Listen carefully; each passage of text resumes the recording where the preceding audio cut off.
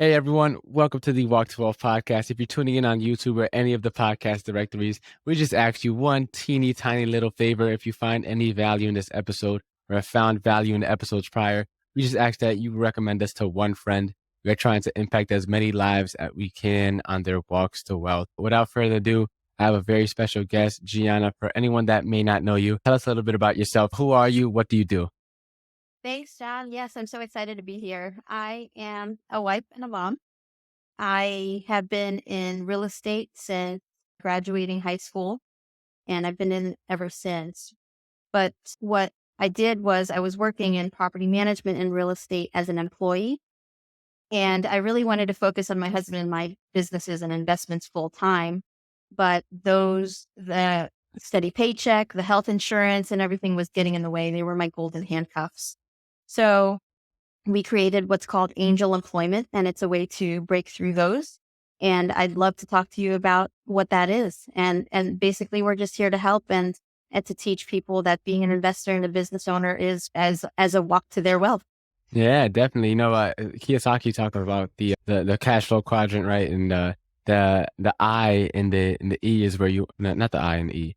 I is the investor and the Yeah, business owner that you want to be in. And I know it's the and the right B. quadrant and employed and self-employed on the left-hand side, I remember. But before we get to today's conversation, tell us a little bit about your walk to wealth. You kind of talked about it briefly, being in real estate since high school, but take us back to where this journey all begins. I'd like to start off by asking you kind of no, well, first I want you to tell us your story from like how was like money like growing up? Was it something that was like limiting beliefs around there? What kind of mindsets around money were kind of instilled in you growing up? And then tell us a little bit about how those mindsets kind of affected you growing up. Did you have to break them? Did they actually work out in your favor? Tell us about how was money like growing up and how you went about, overcoming maybe some of those money mindsets that didn't benefit you. Sure, sure. Well, growing up, so first let me start with saying that I'm a Filipino American. So we immigrated when I was 7. And I lived what people call had humble beginnings, what they call it. Yes. My family, when we immigrated from the US, and it was a family of 6, my parents and I'm one of 4. And we were living in an attic apartment, John. Like all 6 of us crammed in this. It wasn't even fully finished. Like half of the attic was unfinished. So we lived there and with 4 kids moving from across the world, basically, we definitely had humble beginnings, but what's different is my parents never made us feel like we had to always be tight with our money. And whether it's ignorance or what, like I wasn't really taught financial education at the home like my husband and I try to do with our kids now. And my kids are now 16 and 18. So when I turned 18 and I got my first credit card offer, my dad, I asked, I was like, all right, well, hey, I can get a credit card. And he said, oh yeah, use a credit card and just pay the monthly minimum every month, which is like the worst advice ever. But God love them. This is what the opportunities are sold as when you move from another country. And it's not like you don't have those true opportunities here. It's just making sure that you're educated enough to take advantage of them the right way. So, but yeah, Robert Kiyosaki's book definitely played a hand in getting educated and getting more educated on my part. And it wasn't just his Rich Dad, Poor Dad book. It was the Cash Flow Quadrant and also with the board game. And then the third book, Rich Dad's Guide to Investing, that really started making things click in my head. Amazing. And you mentioned too that you got into real estate pretty much right after high school. Tell us a little bit about that. I know that age is an age where a lot of people still have that party attitude, still have let the opinion of others really dominate and dictate a lot of their decisions. So tell us a little bit about how that was like being just a teenager getting into real estate, especially back then. Real estate is right now something that's still dominated majority by a lot older people. So I can only imagine how it was like getting in there when you did. So tell us a little bit about how was it like being a teenager, getting into real estate and trying to find success? Yeah, I think life is full of blessings in disguise. And my college happened to accept me for the spring semester, which starts in January. So all of my friends got accepted to school and they were starting in the fall semester, which is August. So I literally fell into it. I needed a job for 3 months and I walked down the busiest street in the city that I was in California. And the last resume that I had happened to be, I gave it to a real estate company, and they needed somebody for 3 months, believe it or not, because the lady was on maternity leave. So I was just very fortunate to have been able to need a job and get a job just for those 3 months. But this is where I got to know property management and realtors and the broker of the company. I mean, he was working with investors and they were managing apartment buildings and all of that. So it was a huge thing for me to be able to get into that right away, because even though I was in it then as an employee, and I was in as an employee for years and years, it was really nice to know that I already have this solid foundation when I was ready to transition to the investor and business side of it.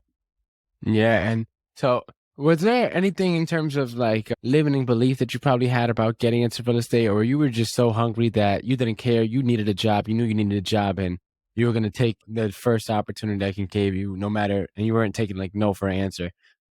Yeah. So, I mean, like I said, it was the last resume that I'd had. And Yeah. I was handing a resume out to every business that I saw on that block. So I think it was more fate, if you want to call it that, that last resume happened to be at a real estate company, and the real estate company happened to have a property management sister company. And so it was really a way for me to see both facets. So the property management side of collecting rent and leases and showing properties.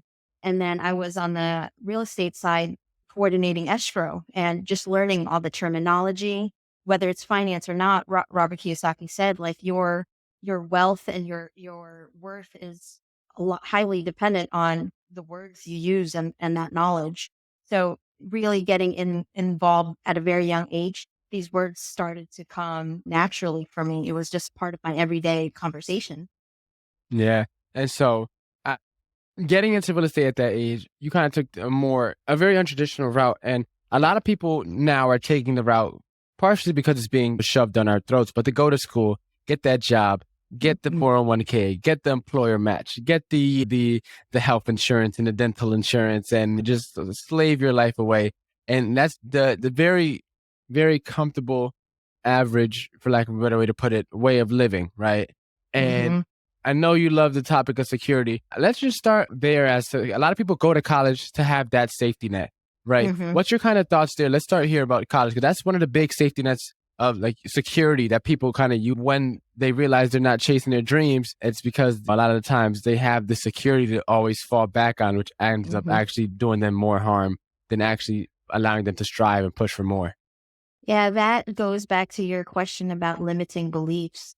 I grew up in a very traditional family, Asian family. It was always make sure that you got the best grades, you put 100% into everything you do. So I didn't have the type of limiting belief that some people might characterize as far as, oh, I'm not good enough for this or I'm not good at that. In my mind, I always was saying, if this is what I want to do, I'm going to do my best at it. But I think what turned out to be limiting are those traditional routes that people, like you said, shove down your throat of make sure that you get the college education, make sure you get a good job with good 401k plan and a good benefits plan. And when I moved to California for college, it was across the country. I was in Maryland for high school, and then I moved to California. And it was really my first time away from my family. And when I started school at Berkeley, I didn't like it. It just wasn't for me, whether it was the timing or the style of the schooling and everything. And for a very traditionally, American to have the opportunity of going to Berkeley, I let down a lot of people by saying, you know what, it's not for me. But challenging that tradition of going to college, challenging that belief that you have to go to college to be successful, I think was actually what helped me break those limits of making bold moves in life and in business for me. Yes, and that kind of raises some curiosity. I want to ask you, what is curiosity? I mean, not curiosity, security in your words. How would you define security? What does that look like to you? Now, Yeah. it's now security for me is not having to answer to another boss. And because I was using creativity and I had a really strong work ethic, I was working really hard. for someone else. And so now to be able to focus and direct all of this creativity and all of this work ethic for something that I truly believe in and where I can choose that security, because then nobody can tell me, yeah, that's great, Gianna, but this is the company's standards and this is the company's goals and this is what we're known for. So we got to stick it to that way. I talked about this in my book about angel employment, where at the end of the day, if you're working for somebody else, then you're always going to be limited and imposed to their vision, not yours. And so, how long did it kind of take you to get to that conclusion where you had to you redefine what security is and break kind of free from what the traditional way? I know you broke kind of free from it early on when you left school, but how long did it kind of take you to get to that definition of like defining security for what it means for you and your family? When I got into real estate 20 years ago as an employee, it took me 20 years to really make the move that I don't need to be working for someone else to have that security. I just retired from my 20-year career in property management in June of this year. And the catalyst was reading those 3 books, like I mentioned, from Robert. And then also it was like the pressure of time. In February of this year, I turned 39. And in my mind, I had this vision, or no, it wasn't a vision. It was just a nice idea that by the time I turn 40, I want to retire. And so in reading those 3 books in February and then turning 39, and then I had just gotten promoted. And with that promotion from my day job came more responsibilities. I was like, man, what am I doing? I need to get out of here. Like, I've got less than a year left to reach my goal. I got to make it happen. And then it turns out I couldn't wait a whole nother year. So again, February was my birthday. In June, I was gone. And with the concept of angel employment, which I know we'll get into further, it is hard to not feel secure without that steady paycheck and the health insurance. So instead of trying to tell people, hey, you don't need those to be secure, because those are important, we're giving them the vehicle to have it, but to be able to focus on strictly growing their business. Yeah, and you said that it kind of took you about 20 years or so to get to that point where it's like, hey, I need to crank it up a notch and really make this a reality. A lot of people in this society kind of like that get rich quick scheme. They like fast money. They like the thrill of thing, the excitement of being an entrepreneur, and which ends up actually biting in most cases and why a lot of people don't succeed. What advice would you give to the people that want it now? I'm pretty sure you didn't plan originally to get into have this take over your life now that you can retire yourself to pursue the things that you actually want to pursue. And it took you about 20 years years to realize, but you still have so much life left to live. Now, a lot of people at my age are stuck in this, like, I have to get it now. So what kind of advice would you kind of give there to the people that are so hard pressed about becoming the next millionaire tomorrow morning? I think it's really knowing what you really want in life, John, and creating that life you don't need a vacation from, as I've mentioned in interviews, because then you remove that whole I need this now thing. Because if you start building your life the way you don't feel like you're working, and I know that's cliche, but everyone says if you're doing something you love, you won't feel like working. That's true. Because when you talk about retirement, and I'm not talking about retiring to get Social Security benefits, I'm talking about as business owners and investors retire where their money is working for them. They're, at least I'm not. When I say I want to retire at 40, it wasn't like I'm not going to do anything for the rest of my life but lie down and be lazy, right? Like, the type of people that want to retire by 40 aren't the people that aren't going to be doing anything by the time they're 40. You know what I mean? It's being able to do what they want. And if they step out for a trip, then their finances are secure. They have that financial independence. So it's really knowing what you think, what you want out of life with or without the money. And then the money, I think, kind of is just a factor in, okay, how does this life that I envision, how does that fall into it? And so for me, those 20 years, I was in a very good job. I was in a very good paying job that had those benefits. But what happened, or what I realized, was it was, again, limiting the level at which I could live the life of my dreams. So I was enjoying it. I didn't love it. And I I think mean, that's where you want to think, okay, how long do you really want to wait? Because if we're not challenging these traditional thoughts now, John, then it could have been way more than 20 years. 20 years for some people would be like, oh, great job, because it took me 50 years. I retired at 65, 67, and now I'm trying to figure out how to pay for my health insurance. I know people that have worked literally 35, 40 years for companies with great benefits. And now that they're at retirement age, they are working like the minimum number of hours for the company to still be able to give them health benefits. Like that's crazy. You can't even retire anymore for real in that definition of retirement. yeah, and I think one of the big changes I'm seeing going on now is that traditional retirement age now for a lot of people is going to be pushed back a little bit more because as for people my age, if we're not most likely not going to have Social Security, and so a lot of people don't also realize that that was meant to be a supplement to our retirement, not to actually Mm. fund our retirement. And now that that's might be gone by the time I reach that age, if I were to wait that long to finally retire, then I'll pretty much be screwed. But you mentioned a point too while you were talking about pretty much creating a life that you don't want a vacation from. And hustle culture is plaguing a lot of people my age as well.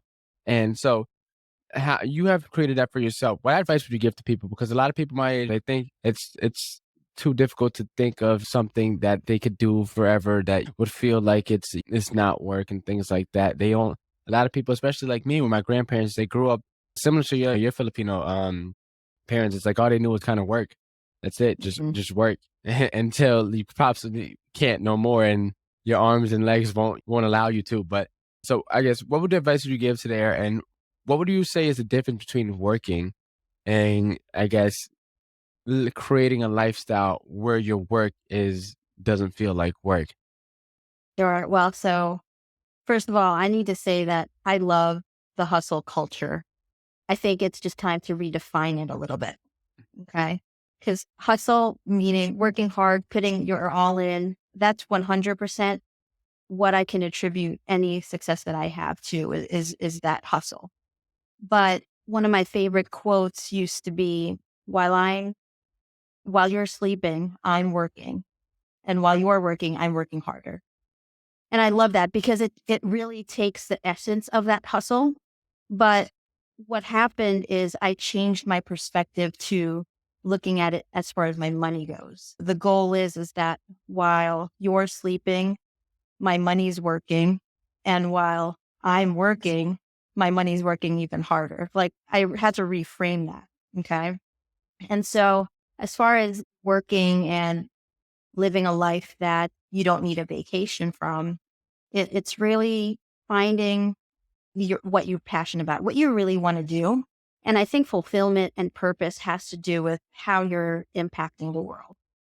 And like I said, I enjoyed my day job, but I really wanted to write. And I wanted to write about things that would help people have better relationships, have better lives and in general. And that was getting me out of bed without an alarm clock. So like I was trying to escape the alarm clock. And now I wake up earlier than the alarm clock even rings because like I love what I do and I know that the world needs what I'm doing. So that sense of fulfillment, that sense of purpose, you'll find that, or at least I found that knowing that gave me that sense of urgency and sense of responsibility to do it. And I don't feel like I'm working. I feel like I'm just living out my purpose. Yeah, and you kind of found that alignment. Now you're kind of living, I think you call it the honeymoon life, right? That's And it. so when it comes to purpose, a lot of people tend to think it's a grandiose idea. And I talked about it several times in the podcast about being able to find your purpose and the steps people should take. But how did, I guess, when you were aligned, when did it snap in your head like, hey, yeah, I'm meant to do this. Like, this is what I'm supposed to be doing. This is what I was called to do. I have wanted to write a book. My first book I started writing in 2016 and I put it aside because my day job was in the way. Like I was fully committed in my day job. I have a family, so I didn't want to give up my time with family. So the book, like I just put it aside. And then when this all went down starting in February of this year, and I told my colleagues and I put my notice that, hey, I'm retiring. I want to focus on I want to pursue my dream of becoming a published author. I want to focus on our businesses and our investments. The number one response wasn't like, oh my gosh, how can you retire at 39? Like, what does that mean financially? Blah, blah, blah. The response was, oh, wow, one day I wish I would pursue this dream or that dream. And just that desperation that I heard in multiple people, multiple responses of, oh, wow, I wish I could do this one day. It really made me feel like this is what God called me to do. Yeah, I feel like a lot of people are asleep. A lot of people live their life on autopilot. A lot of people. There's this post I reposted on my Instagram, the week before the day that we're recording this, and it was like a conveyor belt, and it was like you school, work, retire, and then at the end of the conveyor belt was it's pretty much just says the end where they pass away, and that's a lot of people's lives. They just go through life with that conveyor belt. They Yeah. go to school, they work for a long period of time, and then they retire, and then they kick the bucket, and that's it. There's nothing more. And a lot of people they say, and I mentioned this on another podcast, like the cemetery has more millionaires than ever, or something along the lines of of that, because all the ideas that people would never put into play while they were here have just been kept away, kept inside, and they end up passing away before they're ever able to realize it. And you kind of were able to do that, and you've seen that others kind of needed that help. And a lot of people, despite getting that call, despite having all the signs, kind of have they hold themselves back because sometimes they feel like maybe they're not the one, maybe they're not accomplished enough. Did you have any of those thoughts kind of when you were like, I know the people told you that, hey, I wish I could pursue my dreams like that. But did you ever question yourself along the way, like, am I really supposed to be doing this? Am I the one that is supposed to help these people? I know I can, but there's always someone better, the Joe Schmo, that's also doing it. What kind of thoughts came to you? Did any of those thoughts came to you? If they did, how did you fight your way through that so that you could continue on doing what you're doing and pursuing that passion? Yeah. For me, it was that whole idea of I'm working my butt off for someone else. Why can't I do it for myself? And I'm not going to be the only one that's doing it for myself. There's multiple people doing the same thing, but we all have our uniqueness. And I think it's just taking the time to figure out what that uniqueness is, or branding yourself and figuring out how you approach things. Because the one thing we all have in common is that we're different. You're, we could be, for example, of the same group, business group, but all of my previous experience and all of my upbringing is going to have me perceive what we are taught in that group, for example, completely different from how you're going to perceive it. So I think it's just finding that uniqueness. And when you talk about that vision that you talked about, the what do you call it? The visual of the person going through the motions. The way I put it is you're waking up, you're taking a shower, you're getting in your car, you're gassing it up, you're going to work just to turn around and pay for the taxes and pay taxes for all the work that you just did, paying for the gas that you just paid, paying for that car that got you to that job, paying for the water that you took a shower for. That's in my mind, like that cycle was like, what am I doing this for? You know, and unfortunately or fortunately, I think everyone comes to a point where they see that life is short. And I'm 39, so I don't consider myself much older than you, but there's certain ages, right, where people start dealing with loss and death a lot more. And I don't think you have to be a certain age to realize that anymore. There's kids that are dying way too soon or what have you. And so to have the balance of living a purposeful life, but not killing yourself over making sure that there's food on the table, that's where you know that you're doing the right thing. Yeah, and so let me ask you then, because a lot of people, as you said, they think they have to. It takes a long time for them to realize that purpose. So, and you've got the calling, especially because you're in real estate, so you kind of had an advantage because you kind of already in a more entrepreneurially kind of based industry. But for the people that are kind of working in more like essential jobs, right, or your Yeah. regular people job, right? A lot of those people think they're not called for more, and they don't ever take the time to stop and think. What advice would you give to those people so they can kind of wake up and realize that there's more to them than what they have going on now, despite whether they may be 20 years old working at Stop and Shop at the cash register or a little further down the road? My advice would be to read books and listen to podcasts just like yours. These are free. Like the whole thing about education is being questioned right now because there's so much free information on the internet. But like I tell my kids, it's up to you to listen to the right things or to listen to everything and make your own decision as to whether what you heard is right or wrong. And so, for example, I have two sons, 16 and 18, and the older one is going the traditional college route. And obviously, I'm very proud of him. He's in college for pre-med. And so to be a surgeon that he wants to be, you can't really get around the traditional college yet, right? At least not now.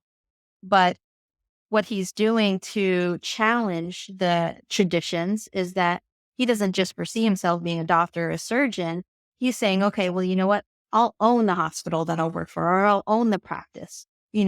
Still having that entrepreneurial mindset uh, with the traditional route of what he's taking. Then my second son, he's very much like my husband and I in terms of real estate, business, doing those things. And he's flipped back and forth. He obviously he's 16, so he's not in college yet, but he's flipped back and forth whether he will do the traditional route or not. So as a mom, as a Filipino mom, I'm like, wow, my son not going to college. And was that a bad thing? Am I going to question his decision? Am I going to be as proud of him? Heck yeah, 100% proud of him because he's in there making the decision that says, okay, you know what? These are the things that I know I need to learn to live the life that I want. And how can I not be proud of him challenging that traditional college? So, and now at 16, he's in a collegiate program. So he doesn't even need to go to college. But if he does, by the time he graduates high school, he'll only need 2 years to get a college degree. But now the good thing is that colleges are also looking at in real estate. So like when I started, there were no degrees in real estate. Now the colleges are. They have degrees in property management even. So life is always going to evolve and it's up to us to evolve with it, but also to be fierce and to challenge things that how's it going to be right for you? Yeah, no. And I love the fact that you're trying to mention, whether or not that dilemma of like, I was taught that college is a good thing. But now that I have my own children, like, how am I going to feel? And you actually supporting your son. And I was kind of in your shoes as well back when you were at college, how you disappointed a lot of people because you decided to take the unconventional route. That was my case as well. I was in my sophomore year when I decided to leave school to pursue my real estate classes. I signed up for my real estate class to get my Mhm. license. And then I stopped showing up to all my college classes and never looked back. And I disappointed my grandparents. I disappointed a lot of people in my family. No one really understood why I chose the route that I went. And they probably won't ever fully understand it until a couple years now from when I'm actually a little more down the road and a little more successful in life. And it all shows the fruits of my labor finally pay off. But I want to kind of ask you for the kids that are having that idea that maybe I shouldn't go to school but don't have supportive parents like such as yourself and your husband backing them up to keep them going. What kind of advice would you give there so that they continue pushing through and pursuing the things that they're being called at least they feel they're being called to pursue? Yeah, that's a great question because family is so important for me. So going against what the expectations that I was under from my family, what broke my heart. Like I didn't want to break their heart. And at a very young age, this one of the things that I wish that I would have learned was communicate.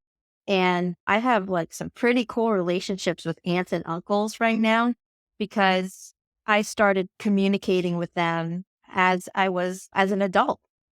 And you'll find that these older aunts and uncles, they're like going through the same thing or they went through the same thing. And a lot of expectations and disappointments or arguments really are coming from a place of fear, but a place of love as well. Those people, all they want is for you to succeed. They want you to be happy. So anything that they say that goes against that, is coming from a place of love. So it's remembering that and then figuring out how to communicate. Now, it might not be communicating to a point where they agree, but knowing that you took the chance to communicate your feelings and to communicate that you understand where they're coming from, I think is going to make you feel better. But also, you know what? I always look at those challenges as good things because just like you, John, where you want to say, hey, a year from now or 2 years from now, I'm going to prove them wrong. That's a driver for me. That is a driver for me. And it's not like I want to get cake in their face or whatever the saying is, but that's a motivation for somebody to not 100% agree with you and for you to rise above that. I think that's part of living life and being fulfilled. But if life was so easy, then what do they say? It's not going to be as fulfilling when you get to the other side. So Yeah, no, and there's one of my favorite quotes is from a freestyle. I say, If life was easy, it wouldn't be worth living. God gives his best soldiers the worst missions." And it's something there you that go. definitely helped me persevere through a lot of hard times because anything worth it is going to, worthwhile is going to, it's going to take some extra grit, some extra Yes. perseverance, some to get through those trials and those tribulations. And they say those trials and tribulation might be way worse than if you were to take the easy route, right? The only thing is that when you take the easy route, all the trials and tribulation, they kind of at the same way. I feel like the way I see it is when you take the easy route, right? All the hardship is kind of put away into like a Roth IRA and it's just compounding. And then when you get to the end of your life, that pain of regret smacks you with all that compound interest, right? There you But go. That's great. when you are taking the hard route, right, to live the life of your dreams, it's like you're trading in a taxable brokerage account, right? Because you take the hits, you take the losses, your stocks go up and down while you're on your way. But in the grand scheme of things, you end up being a lot better off. I kind of made that analogy just now, but inevitably, the pain of regret is the worst pain you ever face because, as you know, we don't get our time back. And like, if you have that pain, it's something that is very paralyzing, and that's why people have midlife crises and things like that. Which kind of wanted me to ask, leading me to ask you. I know you talked about getting freed from the golden handcuffs. Is there a way to live your life such that you never have to put the handcuffs on in the first place? Oh, wow. Yeah, I think if right now you're young and you have a plan or some sort of plan, right? Your plan can change. So you're never too young to make a plan. And so if you do get a job, but it's part of your plan because you need to learn this skill or that skill. And then you have a goal that, hey, after X number of years or after learning this skill, I'm going to leave and break out on my own. Then that's what you need to keep in mind so that, the golden handcuffs, it's all that it goes back to you get a raise at work and it just makes it harder for you to leave. And then they give you more responsibilities.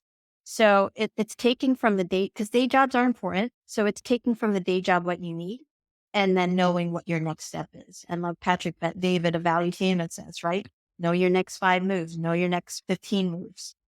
And so that way the mindset never becomes being imprisoned there. Yeah. By any chance, have you ever played chess growing up at I all? have, yeah. Yeah. How has that kind of impacted you? Because you talk about moves ahead, and fortunately for me, I was taught chess back in fifth grade. A couple of my classmates played, and my fifth grade teacher was also a chess player himself.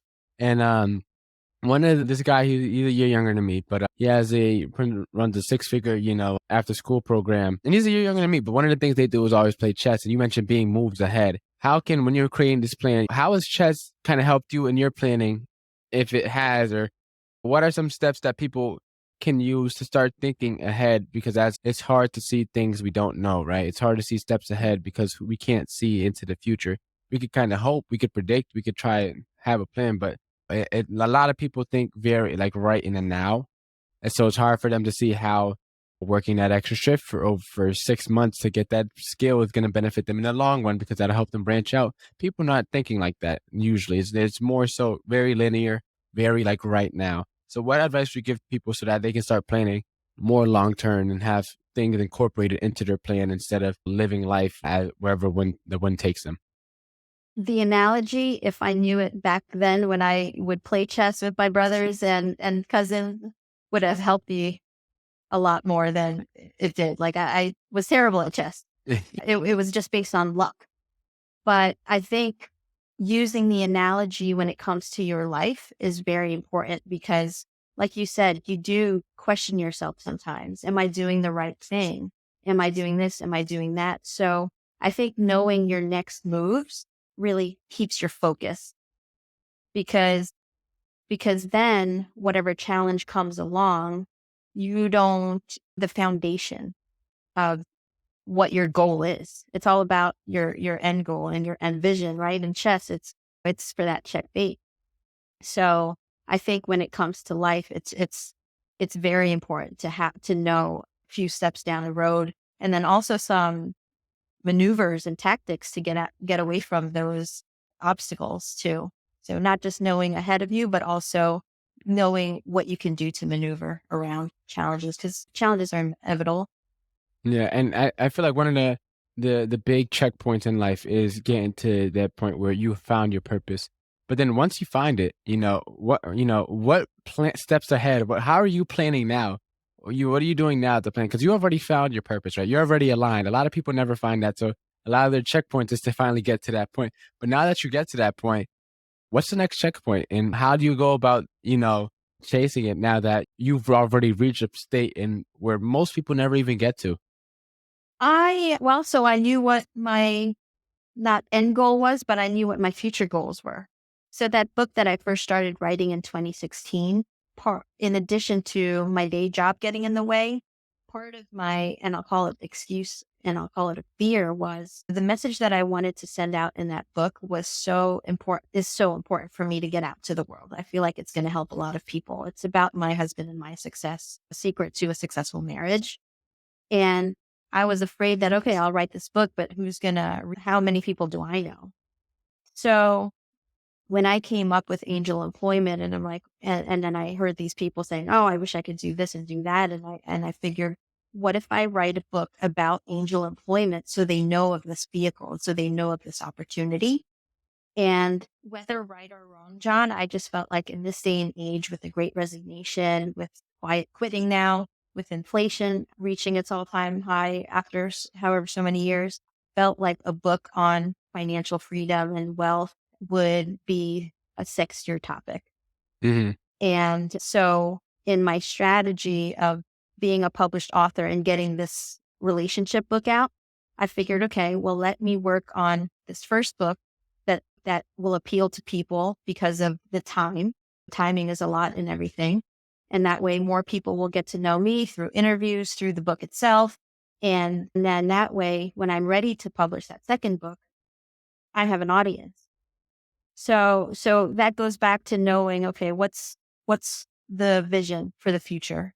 Now, so that second book might not be my end goal. I might have a third or fourth book in me, but at least I know that far and I knew how this book fell into my strategy and my plan. Yeah, so let's talk about angel investing because that's a topic that a lot of people haven't really heard about, and a topic that most of my listeners, probably none of my listeners, including myself, are going to be able to participate not anytime soon, at least unless we get this entrepreneurship stuff rolling and get a little bit of income going. But so for anyone that may not know, talk to us a little bit about what angel investing is and why people should look into things like that. My first guest talked about real estate syndication, which I also have a very high barrier to entry.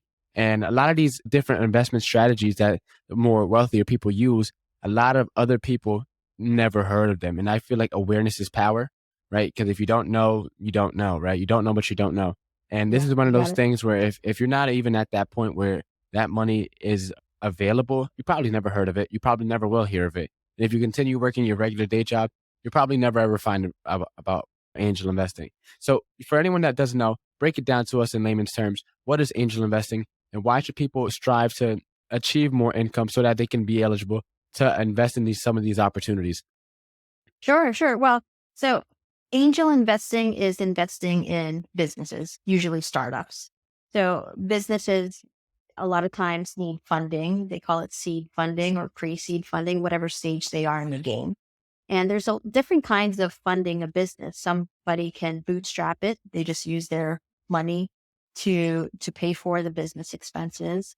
They could go to crowdfunding, where there's a crowd of people that's putting in money that they're looking to invest in businesses. And angel investors and venture capitalists are like are later in the stage. They give large sums of money to businesses so that those businesses can scale. Well, the money that they invest is used for business expenses. So if a founder of a business or a business owner needs more cash for marketing, for product development, anything, then they use that money for those business expenses. So I'm sure your audience, or a lot of your audience, has seen Shark Tank. That's angel investing, right? So the thing is that side hustlers, there's a lot of side hustlers your age, my age. They have their day job to be their primary source of income. So to cover their basic necessities of food, of housing, of transportation, of health insurance. They have that day job, and then they do a side hustle, whether it's because that's their hobby and they love doing it and they can make money out of it, or for whatever reason. There's so many reasons why people have side hustles. A number one thing is to supplement the income from their primary job. Well, the thing is that side hustlers are encouraged to work a 7-to-2 strategy. So you work your 9 to 5, then you work 7 to 2. Well, where's time for family? Where's time for working out? Where's time to have fun? That's the current hustle culture of everyone's just working day in and day out, right? And just hustling, hustling, hustling. There's no time to live the life that you don't know when it's going to end. So angel employment is a way for you to get the benefits of that day job, a steady income, most importantly, group health insurance, because without group health insurance is almost unaffordable, it's practically unaffordable for people and all of that. So the side hustlers get those benefits, but the 40 hours a week that they're putting in their day job, they can redirect it to their side hustle. It's literally a life hack. I call it a dream life hack. But basically, it's getting those benefits, but being able to work on your business to grow it so that you're free to be your own boss, to be pursuing your passion or hobby or whatever it is. And you still have time for exercise and sleep and family and fun. So that's what angel employment is. It's giving people the opportunity to grow their businesses without the distraction of a day job, whether it's the hours that they put in their day job or the distraction of worrying, how am I going to put food on my table? How am I going to put a roof on my head if I'm working on a brand new business that doesn't have as much income? And then so while the investment from the angel employer is to cover your personal expenses, the goal is that you focus on your business and you grow it to a point where your business profits will not only cover your day job income, but to cover the profit that we're looking to make as the investor. And we call them day hustlers, the people that the business owners that are trying to grow their business. And we're also looking for angel employers too, so that we're all helping each other accelerate these businesses. Yeah, so then let me ask you. So I'm a 21-year-old kid. I'm hungry. I'm passionate. I know I got something that I'm good at. Me, in my case, is social media, right? And Mhm. I want to start pitching to someone to say, hey, don't got too much money, but I got a great idea and I got a business plan behind it. I know it's not something that I'm coming up with on a whim. I actually thought this through.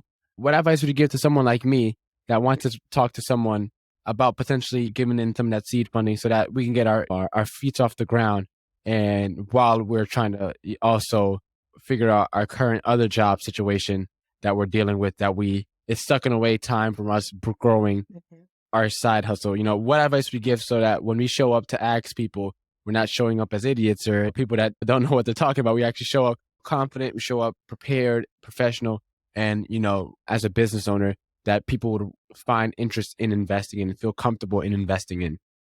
Yeah, well, so these people are going to be asking you questions. They're going to be looking into you. They're going to be asking you questions about you, about your business. So the number one thing is to be prepared for that. How do you be prepared for that? They're going to want to know what your business plan is, what your business model is, all these questions. For an angel employer, for example, who, if you apply to be a day hustler, what are we going to want to know? Well, we're going to say, okay, you're making X number of dollars from your day job. And now we're literally giving you those 40 hours of a week back. What are you going to do with those 40 hours? And so if you have a plan of what the 40 hours a week now that I can put on my business, this is what I'm going to do. This is what I'm going to focus on. This is what I'm going to spend the profit in to reinvest back into the business. Then that's going to show the business, the investor, the angel employer, that you have a plan to make this grow, and it's actionable. It's an actionable plan that we can both foresee you meeting your goals. And then, so let me ask you, what's your thought on the 40-page business plan? I'm taught at Keller Williams, right? If it doesn't fit on a single page, it's too complicated, right? You need to be able to get someone, and we have something called the 1-3-5, where it's your one main goal, then your three strategies, your three priorities. There we go. That's your three like main pillars, and then for each pillar, your 5 main strategies to attempt that. So, for example, if someone wants to build a real estate business, my goal is to close 10 deals. You want to do, my 3 pillars would then be maybe open houses, for sale by owners, expireds. Then under each, I would have like 5 steps or something like that to acquire my goal for that priority. And that's the oversimplified answer version of that. But, what's your thoughts on creating a business plan, especially for people as entrepreneurship isn't really taught as much, and a business owner isn't really taught that much, especially when you decide to leave school, like such as we did. And there's so many people that you get advice from. So what advice would you give to someone so they can have a solid business plan? And even if they don't apply for, seed funding or any type of money from outside investors, so that they could run their business on their own and get their wheels going. Yeah, I think a few things. I lean definitely towards the keep it simple option, especially as somebody that has had to write business plans and as somebody that will be reviewing business plans submitted to me. I think you got to keep it simple. I don't like the fluff. And they say it now, right? Like you're throughout, again, tradition, right? You go through high school and college and you're writing these 4 or 5 40-page essays. And when you're pitching to somebody nowadays, whether you're trying to sell something to a potential client or you're pitching to an investor, it's like, in 5 seconds, tell me why I should hire you or tell me why I should buy from you. And so if you don't have that hook, if you don't know what problem you're solving for that person, if you don't know those things and can articulate it in a matter of seconds, then work on that. And I think the other thing that I would say is you want to be running your business. You don't want to be in the business. Yeah. In the business, right? So a lot of the things that have always held me back is the busy work. And to really make sure that you focus on, okay, what's your goal in your role of the company? What's your number one goal? And what do you need to do to be productive in that role? Don't just be busy. I think growing up and managing a lot of young managers, a lot of people have always tried to make a point of, oh, well, I was doing this, I did this. They would count their emails for me. They would count the number of calls and yeah, that's great. But at this point, we want to know, okay, what are the results of that? Because then there's a disconnect if the results aren't there. So just making sure that what you're doing are the potent actions that you can take as you being your unique self and your role in the company. Yeah, definitely. And so far, we kind of pretty much today talked about, finding our purpose, aligning ourselves. We talked about what it was like breaking through our traditional norms of not seeing school all the way through to get into entrepreneurship and get into real estate and get into, actually, we both left school for real estate, which is ironic or coincidental. I mean, we talked a little bit about what's it like being at that age where school isn't always the right next step. And now it's becoming more and more common that school isn't as, it's idealized as much as it used to be now, that a lot of entrepreneurship is definitely getting more and more into play. And we talked about for the people that want to get their businesses going, but are kind of stuck in the handcuffs right now of that traditional day job. Now we also have a way out for them to kind of break free from that so that they could focus on their business, get that off the ground. And we actually talked about a little bit too about how we can create that kind of business plan a little bit so that when they show up to get this funding, they're well prepared. For anyone that kind of wants to get some more information on this subject or maybe get into your book, where could we find you at? Where could we connect with you? Pretty easy. Dayhustle.com. And you can, yep. I mean, it's Nice and pretty easy there. straightforward. Yeah, dayhustle.com. You can read about the book there. You can read about the process to apply to be a day hustler on there. You can find ways to connect with me on there. All of my, Instagram handle and my LinkedIn profiles in there. And then also podcasts will be featured on there. There's a media and press page now because the word's getting out on angel employment. I'm super excited. And I'm just super honored to be on your show, John. Thank you. It was a pleasure. And so it's time for the final four questions, the way we end every single podcast episode. Without further ado, question number one, what is the most impactful lesson that you learned in life? Let your faith be greater than your fear. Do you want me to expand on that? Sorry, John. If you'd like. No, I was going to go straight into the next question. If you'd like, you could expand up to you. I just want to say, have faith, not just in God and the universe, but have faith in yourself and also have faith in the people around you. There's a lot of people that want you to succeed, that they're there to be your cheerleader. And then there's also a lot of people that have resources that can really help you. So you're not in this alone for sure. And just have faith in all of that. Yeah, definitely. What is the most admirable trait that you could find in a person? Kindness.